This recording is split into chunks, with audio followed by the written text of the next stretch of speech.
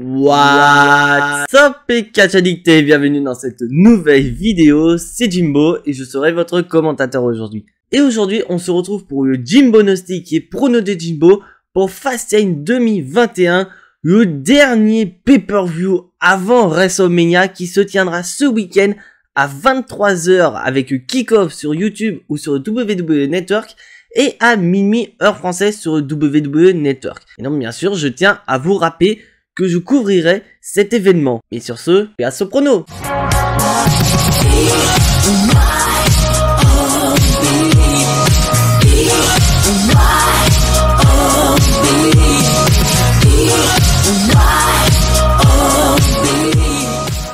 Alors, Fastlane. Je ne vous cache pas, je suis pas hypé par ce pay-per-view. Parce que on est censé être sur le dernier péage de l'autoroute vers WrestleMania, donc on est censé passer à 5ème en principe. Mais WWE nous fait passer de la 5ème à la 2ème tout simplement parce que, comme vous avez pu voir lors du dernier épisode de Monday Night Raw, nous avons eu des matchs qui ont été annoncés pour WrestleMania et non pour Fastlane. Et nous avons eu des matchs qui ont été annoncés à Fastlane.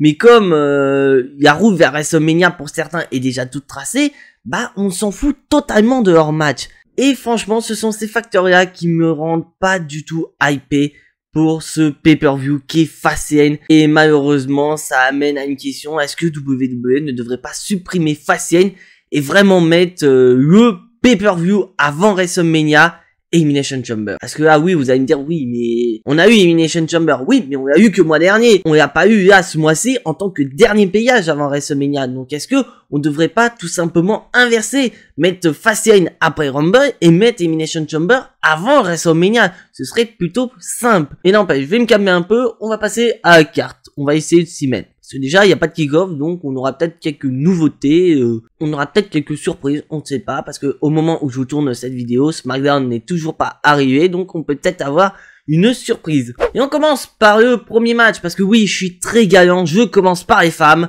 Match par équipe féminin entre Shayna Baszler et Nia Jax contre Sasha Banks et Bianca Belair. Allez, motivez-vous, merde! Parce que moi, je suis pas motivé, donc essayez de me motiver dans les commentaires, parce que c'est pas possible sinon. Bah, je vous annonce que, qu'est-ce qu'ils vont nous faire pour ce match? Parce que là, on a vraiment deux scénarios possibles sur ce match. Est-ce que WWE va nous faire une John Cena, Shawn Michaels, donc version féminin, dont je vous rappelle, à WrestleMania 23, nous avons eu Shawn Michaels et John Cena qui se sont affrontés dans un mini-event de WrestleMania, mais qu'en parallèle, ils étaient champions par équipe de la WWE. Donc WWE pourrait nous faire ce même scénario avec Sasha Banks et Bianca Belair, en mettant Sasha Banks et Bianca Belair championnes par équipe, mais en plus s'affrontant dans un mini-event de WrestleMania. Mais franchement, j'y crois moyennement.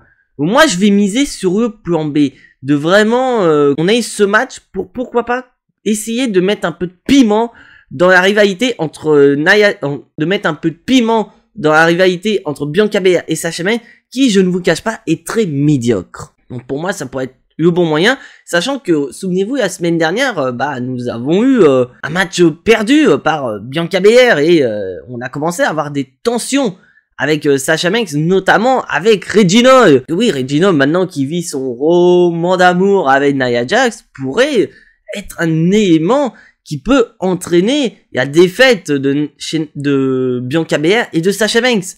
Donc, je sais pas pourquoi, je sais pas, mais peu importe le scénario, moi je pronostique Shayna Baszler et Nia Jax toujours championne, parce que pour moi c'est plus un moyen pour pourquoi pas faire tourner heel Sasha Banks sur Bianca Belair, pour qu'on ait vraiment une confrontation qu'on veut voir, parce que pour le moment les confrontations Sasha Banks Bianca Belair et merdique, parce que nous avons une confrontation babyface, ça marche pas.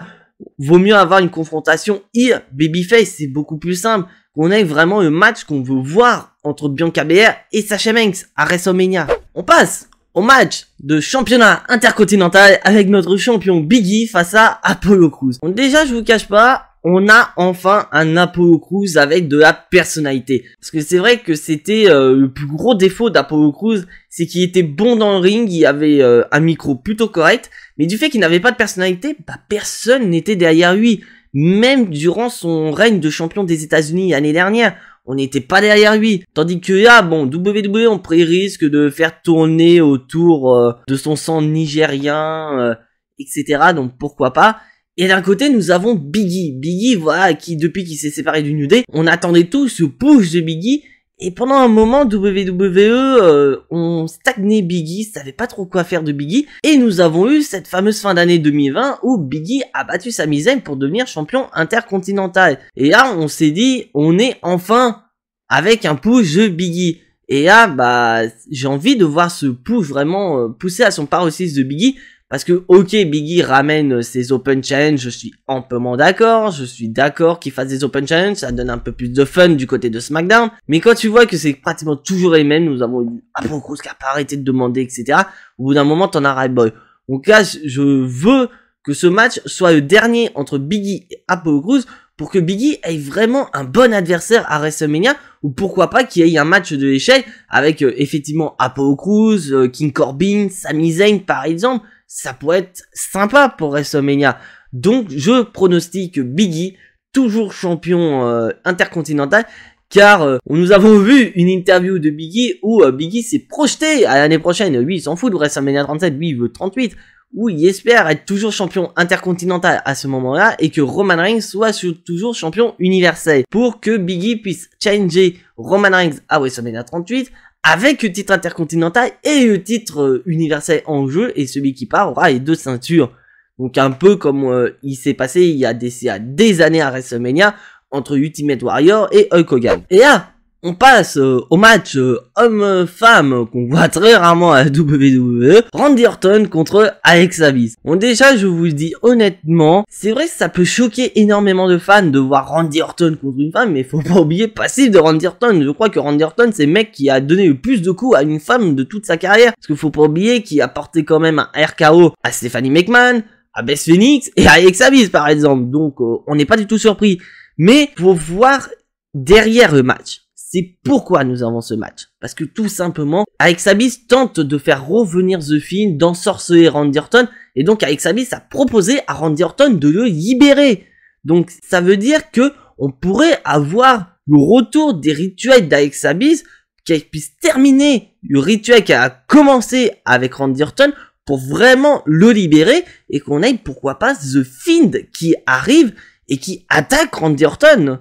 Parce que c'est ce qu'on se dirige et on voit WWE essaie d'accélérer les choses. Parce que c'est vrai que cette rivalité date depuis TLC. Et c'est vrai qu'on en a un peu marre parce qu'on a imaginé tout plein de choses. Pourquoi pas The Fiend qui est au Rumble, qui empêche Randy Orton de remporter le Rumble. Ou encore à Elimination Chamber. Nous n'avons pas eu ces éléments-là. Donc il faut qu'à Fastlane, on ait cet élément qui va déclencher la rivalité entre Randy Orton et The Fiend à WrestleMania.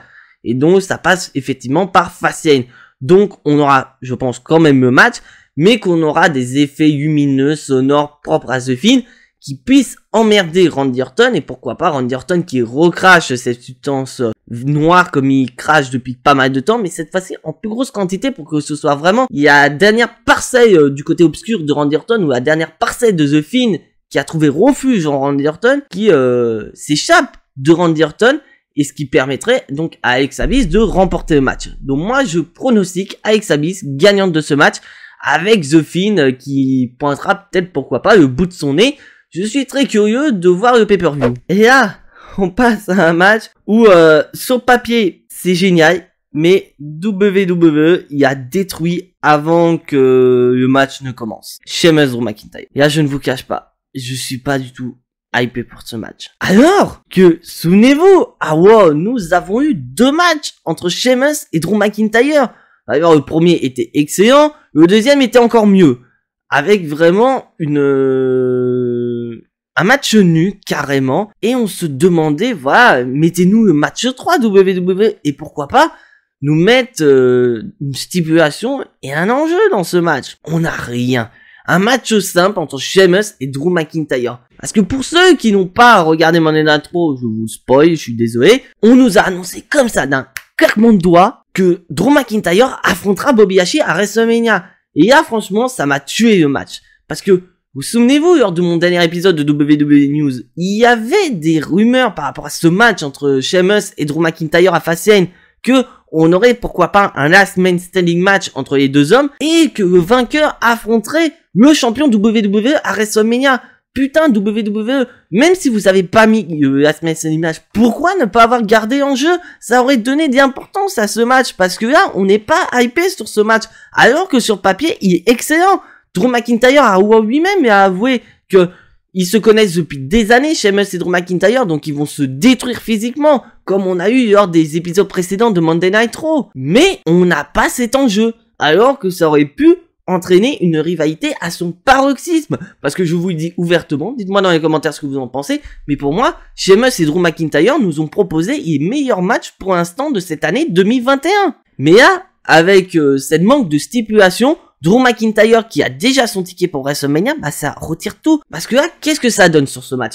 Ça donne l'idée de voir, pour que Drew McIntyre soit concentré à 100% à Bobby Lashley, il faut qu'il termine sa rivalité en cours avec Sheamus. Et qu'en plus, il faut que Drew McIntyre soit présenté très fort pour le champion WWE à WrestleMania.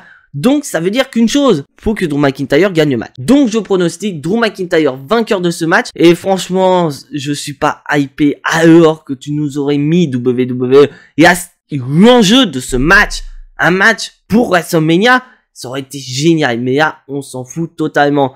Mais il y a quand même d'autres matchs qui ont quand même été cités, parce qu'on aurait pu avoir d'autres matchs supplémentaires à Fastlane notamment et champion de Raw, mais rien du tout. Ou même, pourquoi pas, en parlant du champion WWE, Bobby Lashley n'est même pas là. Il va même pas catcher. Donc Bobby Lashley a déjà son main event à WrestleMania garanti. Alors qu'on aurait pu avoir, pourquoi pas, en rajout, Bobby Lashley contre The Miz. Le fameux rematch qu'a eu The Miz, on aurait pu le mettre à Fastlane. Ça aurait donné une carte un peu plus importante du côté de Fastlane pour qu'on ait vraiment ce que c'est Fastlane. Le dernier payage avant WrestleMania. Mais WWE ne respecte pas ce concept. Et là, on passe au main event de la soirée. Roman Reigns défend son titre universel face à Daniel Bryan. Et donc, bien sûr, je vous rappelle qu'au moment où je tourne cette vidéo, nous n'avons pas l'élément variable de ce match.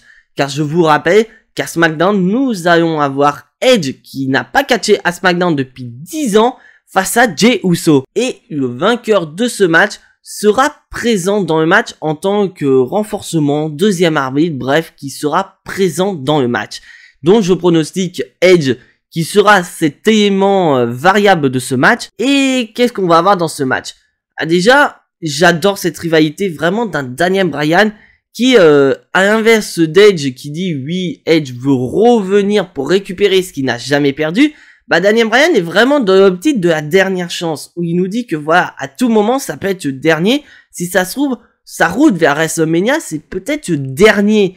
Et donc on voit un Daniel Bryan désespéré qui est prêt à tout pour être champion et d'aller à WrestleMania en tant que champion, quitte à critiquer Roman Reigns sur le fait que Roman Reigns est un lâche, il a peur de l'affronter parce qu'il sait que Daniel Bryan peut le battre, que ce sera lui le nouveau chef de la tribu, la nouvelle tête de la table, et que Roman Reigns bah, il ne sera plus rien. Donc j'ai bien aimé cette rivalité, et il y a Edge qui commence à ramener au bout de son nez parce que oui, Edge veut Roman Reigns, il ne veut pas de Daniel Bryan à WrestleMania, il comprend pas pourquoi Daniel Bryan s'incruste dans les affaires qui ne le concernent absolument pas. Et donc, on peut donc avoir ces trois catcheurs dans le ring, et on peut avoir un scénario, dites-moi dans les commentaires si je suis un peu farfelu dans mon scénario, mais je pense que ça va être le scénario qui peut arriver à Fastlane. C'est qu'on ait vraiment, à un moment donné, voilà, Edge qui peut causer la défaite de Daniel Bryan, donc ça veut dire que Roman Reigns remporterait le match et qu'on se dirigerait sur, pourquoi pas, un match triple menace entre Edge, Roman Reigns et Daniel Bryan. Pourquoi pas voir que WWE veut peut-être faire perdre le titre à Roman Reigns, mais tout en le protégeant. Et comme je l'ai dit pour Elimination Chamber, quel meilleur moyen pour WWE de préserver un champion extrêmement crédible, c'est de lui faire perdre un match sans que ce soit lui qui subisse ce tombé. Donc on pourrait très bien avoir ce triple menace à WrestleMania, avoir Edge par exemple qui remporte le match, mais sans faire le tomber sur Roman Reigns, le faire sur Daniel Bryan. Donc pour moi personnellement, le triple menace est le meilleur moyen déjà pour donner le titre à Edge, sans pour autant faire perdre de la crédibilité à Roman Reigns, qui est voilà le top de la fédération, le top heel de la fédération avec Bobby Lashley. Donc pour moi, je vais pronostiquer une victoire de Roman Reigns, champion universel, mais comme on a notre habitude, une victoire qui est pas très clean. Mais pour une fois, ce serait pas Jey Uso qui provoquerait la défaite de Daniel Bryan, ce sera Edge. Donc dites-moi dans les commentaires ce que vous en pensez de mes pronostics et donnez-moi vos pronostics dans les commentaires, je suis très curieux de voir ça. Donc voilà, c'est tout pour ce Jimbo Nostiqué, prono de Jimbo pour Fastlane 2021. Si bien sûr tu n'es pas abonné à la chaîne, je t'invite à t'y abonner juste ici, à activer la petite cloche pour être notifié des prochaines vidéos et surtout lâcher un maximum de pouces bleus qui font plaisir à la chaîne. Et donc on se retrouve demain pour la review de SmackDown et on se retrouve dimanche pour une petite vidéo en attendant Fastlane. Et donc bien sûr on se retrouvera autour de 23h30 minuit pour le live réaction sur Fastlane sur la chaîne YouTube Jimbo Wrestling. Mais en attendant, soyez tous très fiers d'être des catch addicts et n'oubliez pas que le catch c'est la vie, le catch vit. C'était Jimbo, je vous fais à tous des bisous et à la prochaine.